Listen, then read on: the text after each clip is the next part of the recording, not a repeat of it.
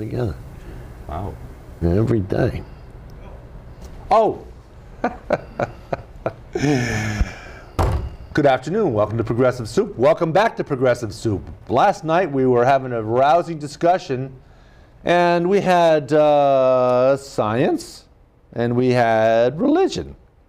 And the question was, can we take science and religion, and without flattening my nose out and making it longer, can they come together gently and peacefully coexist and work together?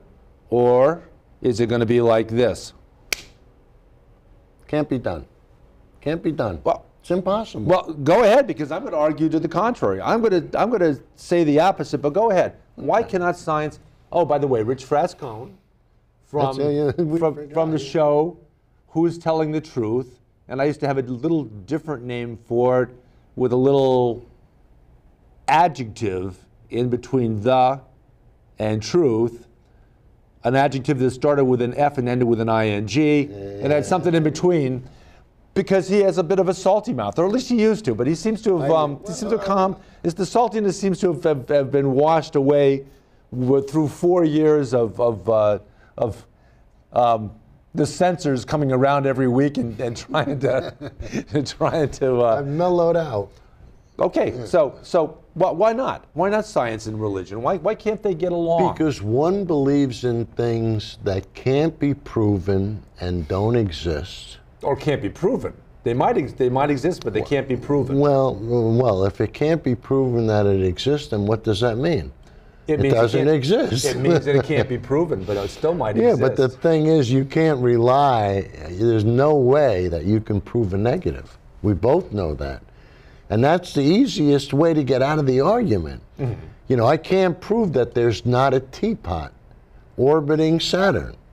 But you know, you can't prove it. So the thing is, why put ourselves in this position where we can't prove something? Why don't we accept what we can and what's provable and go from there? And you know, why? You know, let me ask you a question. Go ahead. Why would you want to be religious? No, really, just why would you want to be religious? I'm going to backtrack here as having been a parent whose children are now parents. Okay. And I'm going to backtrack to the best explanation any parent ever gave their kid as to why something needed to be done, something was so. And here's the explanation. Because. But because. There you go. How's that? It doesn't work. Oh, by the way, what was your question again? It doesn't work. What was your question again? The question is, if you can't prove something. Because. Yeah, well, but that doesn't work, you know. And I was going to say that crap doesn't float in my toilet, but it doesn't. Okay. So, well, you're the one with a teapot orbiting Saturn, not me. Well, see, the important thing is, oh boy, too early. It's too early. It wasn't. But you know, we could make assumptions just about anything. Yeah. But when you're selling an invisible product like religion, and when you have to get people to believe in things that don't exist, and when I asked you, why are most people religious? Yeah. And the reason why people will say they're religious is because they think that religious people are holy people. They're good people. So if somebody says to you, or they're just religious. Are you religious? Yeah, well, because they like, yeah, but the thing, if you're going to be religious, then you're going to want to follow a set of rules. And the set of rules that were laid down in the Bible, or let's look at this. Go ahead. Let's take a look at the 10 Commandments. Yep. All right? How many of the 10 Commandments are actually laws? So you're talking about a religious entity that knows everything, that understands from beginning to end, knows every follicle of hair on your head, knows what you're going to do, when you're going to do it, how you're going to do it, and all this other nonsense. Yeah. You know, so and with a camera on you, I should do like this, I guess. Okay, go ahead. But you know, so you know, and you've accepted this without any evidence or proof. And, so you believe. And, and like, and I even went to Catholic high school. So, I went to a Catholic parochial school, where there was like 30 of us in each room. I don't know how we did it. And those poor nuns. I only had one lay teacher my whole time, the 3rd grade. All the rest were nuns. And, we thought that God was watching and protecting us. But, the older you get, the more you realize that's all a joke, And then you say to yourself, well, I'm going to pray. I'm going to pray and I'm going to get things. Well, what I ask religious people is, do me a favor. Yeah. Pray away global warming for me, please. But what happens is you get these nonsensical things, and especially like when it comes to the Bible. And one of my favorite stories is about Adam and Eve, And why did why did God trick Adam and Eve into eating from the tree of, what was it? What was it? If I recall the story correctly, it was actually a snake that tricked them into eating the fruit. Wait a minute, this gets so now so let's think or about not necessarily a snake, but it was a serpent, which could be a number of snake-like things. Okay, so now we've got talking snakes telling, and we bought this, and we all sat there and oh yeah, okay. So now we got a talking snake telling 2 people to eat from the tree of, and it's the tree of what? Knowledge. No, tree of knowledge. Okay, now, let me put it to you this way. In order for Adam and Eve to eat from the tree of knowledge, what did they have to do? Well, they had to break a commandment, or break a law, break more than just a suggestion from God that they not eat from the tree of knowledge. Not eat the tree, not eat the fruit. So the first thing they had to do is they had to find the tree of knowledge, right? Okay. Because you can't eat from it until you find it, right? That seems to be reasonable. Now, if God was impetus and was all-knowing, and if God knew all the outcomes, God knew we were talking today, and we knew we was going to talk about this, right? Yeah. Let's pretend this is the tree of knowledge, right? Yeah. And here's Adam and Eve over here, and it's the tree. Why didn't God put the tree of knowledge over here, where Adam and Eve couldn't see it? Or give it legs so it could continually walk further and further away from Adam and Eve. But do you see what I'm saying? The whole thing is just made up nonsense. But what happens is you buy it. And why do you buy it? Because your parents, the most trusted people in the world, the people that you depend on, that brought you into this, told you this. They're not going to tell you something that isn't true. And why do they believe it? Because that's what they were told. And what happened? It just becomes. And let's be honest. You might be. You're still religious? Are you Catholic? No, I think I want to stay dishonest. Okay. I want to be dishonest. I don't want to be honest. I'm sick and tired of this honesty bull. No, but I mean, if you go ahead. If you were born in India, you'd probably be a Muslim. If you were born in Indonesia, you probably... There are some Muslims, there are some people who are from India that are Muslims, yeah, but that's a very minority religion in India. You'd be a Buddhist, if you were, but the thing is, you would be what is acceptable in your country. Now, what's acceptable in our country is you can believe anything you want. You know what I mean? Doesn't matter how stupid the idea is, you can believe it. And one of the beauties about America is you'll have people like me that will defend somebody's right to believe what's nonsense. If you want to believe 2 and 2 is 5, I'll let you believe it. And doesn't that take us, not where you're leading us, you're leading us right into Charlottesville, Virginia. There you go. You're leading us into Charlottesville, Virginia, and before Charlottesville, Virginia, you're leading us to Skokie, Illinois, back in the 60s, when the Ku Klux Klan held a march down Main Street in Skokie, Illinois, and a lot of folks wanted to stop these people that they thought had horrible ideas. This was in the 60s? In the 60s. Yeah. In the 60s.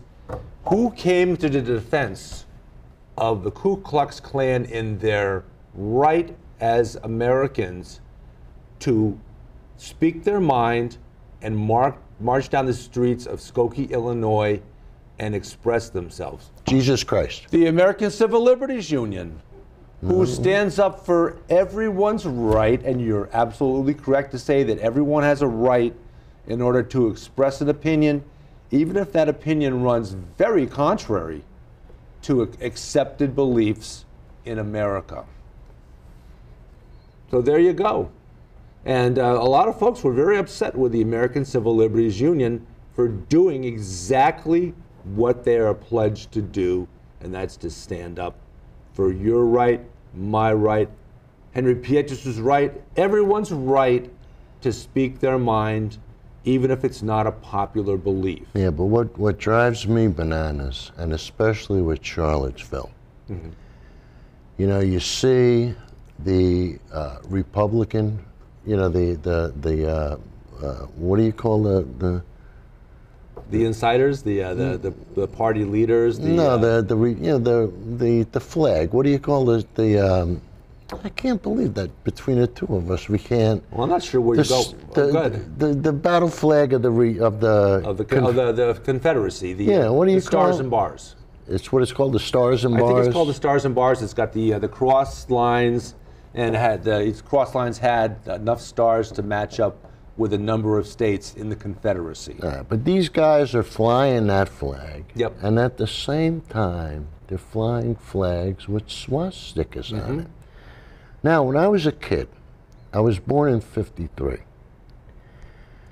As was I, by the way. Oh, really? Okay, so anyway, I'm going to guess that I was about 7 years old. This would have been in about 1960. Go ahead, yeah. And I was on a school bus going to school, and I distinctly remember, we were in front of the public school, which had a little, now I grew up in Hastings on the Hudson, so it's a little different, but there was a little, side road so you can get off, the buses could let the kids out and the cars, okay.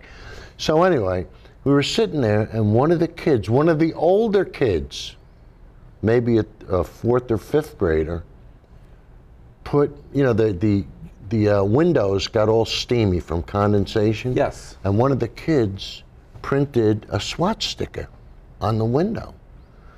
And I thought it looked pretty cool. I thought just the design of the thing looked cool. Sort of like a buzzsaw with only 4 teeth. Well, but I didn't, I was a little, I didn't know anything. Yeah. But what happened is the bus driver put the bus in park on that, because they used to slam the parking brake on, and you heard that ratcheting sound, and the bus driver got up, he went right over to the window, immediately wiped the thing off, looked at the kid, didn't touch him, didn't touch him, but in no uncertain language, said to this kid, "Don't you ever think about writing something like that down again. I had friends that died over," and we're all sitting there going, "Man, this must be serious." And it must have been fairly new information to most of the kids on the bus. And we all sat, we didn't know. And I just thought the thing looked cool. I said, "That's a pretty cool design." Just a design. Yeah. I didn't even know what it was. But it had such an impact on me. And it's one of those moments in life when you say, wow. That's like almost calling a black person the N-word. But this was back in the early 60s, as you grow older, you'll learn, but now you see that these fruitcakes, the Confederate flag is what it's called. Yeah, the Stars and Bars. It's also so called you see them waving the Confederate flag with the Nazi symbols, and you say to yourself, "Man, what went wrong here? How many of these people's relatives were killed? Wasn't there something like 4 million Americans killed in World War II? Is there some crazy amount of people?" It was a lot. It was uncertain. It was over a million. Certainly a lot of people. And think about all the European civilians. And then think about what Hitler put aside from the 6 million that were murdered in the Holocaust. But all these people in Charlottesville, they're all beefing about the statues. Yeah. You're not going to take down our statues, you know. Hey, when you go to Germany, do you see any statues of Hitler? Do you? I think that's probably he's still our boy. Well, here's the thing about Germany, and I think it's a fairly good notion, is that they do talk about what happened. They discuss what happened because the Germans feel like the best way to prevent it from happening again is to keep the bright light on it, not to glorify it, but to talk about it and let dialogue happen and let people discuss what happened. Let the folks that are still alive that were around them then talk to the younger people about what happened. Yeah, so you would think that these people would understand history repeats itself. Oh, so, absolutely, I mean, absolutely. You saw what happened. And in Charlottesville, Virginia, is this not an opportunity for these folks that believe in the concepts that the Nazis and the pervade and the concepts that slavery in the United States was built on? Is this not them trying to, in the words of, I can't remember his name, some nuts keep saying, make America great again? Is this not these people playing out those words, make America great again? Because in their mind's eye, this is how you make America great again. You bring back these notions.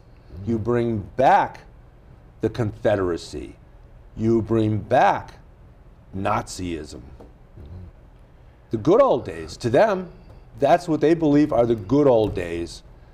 And yet, what better way for us as Americans to think about and digest what happened in the United States than to have these folks spew some rather hate-filled speech and give us an opportunity. Your kitty cat says someone is trying to call you. Okay. Yeah. It's Basil Buddha-Cat, who was the host of Basil Buddha-Cat Presents. Exclamation point. I don't know where you guys aren't doing that too. Well, you can't go like this? Time? You can't go like that? What? I'm the only one that's got to do this? Okay. And he wants to just make a note about reparations, because he's going to do a show this weekend about reparations. And what Basil wants, is he wants reparations from Rich Frascone. Because Basil Buddha-Cat of Basil Buddha-Cat Presents is taking credit for giving me my start on Progressive Soup. And since I gave you your start on Who's Telling the Truth, Basil wants reparations not only from me, but he wants reparations from you. He wants a cut of the action. He wants some of your profits. Now that's pretty bold of you, Basil. Basil's asking, by the way, what's your profit? Well, it's fine. I didn't know what to do with all the money, so now I gotta, I'm just happy that I have a place I can funnel some of it to. Okay, well, whatever you got, he wants a piece of that, and I'm just letting you know because the cat of all cats is the entrepreneur of all entrepreneurs. Okay. Now we did your gig. We're gonna go back to our show. Thanks for calling. So. Okay. So we're talking about what happened in Charlottesville, Virginia, and the fact that and here's a little sidelight that I don't think people give enough credit to, because there's a lot to blame with behavior of police on occasions. Police could do some pretty nasty things. Individual police officers, not police as a group, but individuals that are police officers. But police officers in Charlottesville, Virginia were there, a lot of them were there, and they were there to observe, to allow these folks to walk down the street, to express their opinions, as insidious as they may be, to express their opinions and their positions. And the police stood back, and it wasn't until somebody drove their car into a group of people and killed one and injured 19, that the police sprang into action. In other words, after a crime was committed.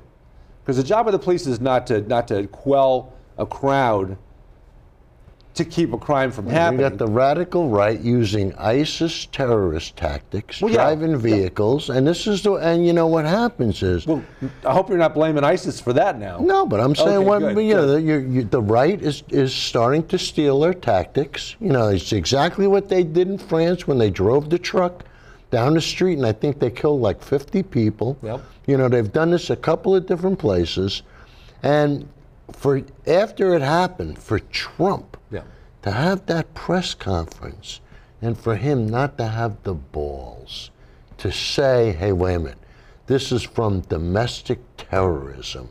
You know, he had to hide. And why did he have to hide? Because what's happened is his base is so crazy. Yeah. His base is starting to split in half. So you've got the crazies and the super crazies. And the crazies are going, okay, this is good enough for me, but the super crazies are going, wait a minute. Well, he demands that when there's Islamic terrorism or terrorism by people who claim to be Muslims, he demands that we, not only we, but every person who's a Muslim, to literally explode with anger. Yeah, but look how he tried to sell the radical Islamic terrorists over and over and over. But would he ever say a radical domestic terrorist? Or a radical Christian terrorist? Oh, here you go. Would he ever do that? Of course not. No, because he hasn't. You got the loving Christians that are filled with hate. And that's the way they're programmed. And we're talking about, we're not talking about all Christians, we're talking about some Christians, some people that claim to be Christians. Okay, just the same way that we always say that when someone who happens to be Muslim commits a crime of terror, now you understand why I say religion is the root of all evil. It doesn't matter unless you will make the argument, and a lot of people can make a good argument for the fact that the Ku Klux Klan members and Nazis who claim to be Christian are not in fact Christian at all. They're actually, you could call them atheists, couldn't you? You could. You could. Okay, non-believers. But, you know, Christians, theoretically, are supposed to love their neighbor. Correct. They're supposed to treat everybody as if they were themselves. And the Quran teaches the same thing, doesn't it? So why... Does the Quran teach the same thing? I don't know. I got to be honest with you, You need to do a little reading up on the Quran. I don't need to do anything with religion. The only thing I need to do with religion is to tell people that it's a crock of shit. Okay. And that's being nice. Okay. That's all. Okay. And no, I mean, how else? No. We're talking. We suddenly switched to the Columbus voyage with the three ships. He was talking about the three ships, not that other word that you think he may have said. But and now is this the Santa Maria, the Pinto, or the Nina we're talking about? Getting back to what I said earlier. Yeah. Is if you're going to let people believe in nonsense, this is what happens. And when somebody acts ridiculous, you ridicule them. Mm-hmm. Correct. And the thing is, when you tell me you got invisible friends in the sky that are going to make things happen, and I say, why do you need this invisible friend? And like Richard Feynman always used to say, guess what happened to me today? Guess what happened to me today? And the answer to that is, of course, what happened to you today? And he goes, nothing.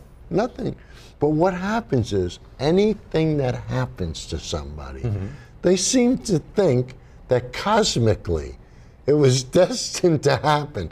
Like all of a sudden, you have a dream that your sister broke her arm, and you get a phone call and your cousin broke his leg, and you go, oh, see, I knew something. Yeah, there you go. I knew something was going to happen. Well, no matter what it is. But most of it's a coincidence. Yeah. And what happens is, like on my show, especially when it comes to global warming. Certainly, since we're here to talk about your show, continue. No, but I always say to people, is it a coincidence or is it climate change? When the city of Houston has 3 500-year storms in a row. Once in 500 years, 3 of them in a row. Doesn't that tell you that something's happening? I mean, even the people... Statistically, and again, alluding back to science, statistically speaking, that's an abnormality. And it's enough of an abnormality that you have to look at it and say that either we're going to rewrite the rules of what a 500-year storm is, or we're going to accept the fact that there's some climate stuff happening that is unaccountable for, except by... Al Gore did a show. Climate change, things happening that can only be explained by... global warming. Thank you. And the biggest culprit is once the world starts to warm, warmer air holds more moisture. Mm-hmm. Yep. Warmer water expands. Mm-hmm. So Al Gore did a town hall where he had the mayor of a city, and I'm going to get this wrong, but I'll say Virginia, just to say it. Okay. I think it's Tangier Island. Okay. And Tangier Island is just disappearing into the sea. Yeah. So the mayor, who actually spoke to Trump, he said, I've been fishing here 50 years. I haven't seen any changes. There's only 30% of the original island left. Wow. Well, but we're coming down the home stretch here, but for you fruit fanatics, the question is, what is the favorite fruit of people on Tangier Island? And you better say tangerines. This has been Progressive Soup. I'm David Stevenson, Rich Frascone. Are we done? And, well, unless you can prove to me 10 minutes. That 30 minutes is actually 35 minutes. Unless you can actually say that through some magic of black holes can stretch out 30 minutes into 35 minutes. Thank you for joining us. Rich Frascone, who's telling the truth. David Stevenson, Progressive And that's Soup. awful fast. Enjoy. See you next week. You sure that was 30 minutes? Yep.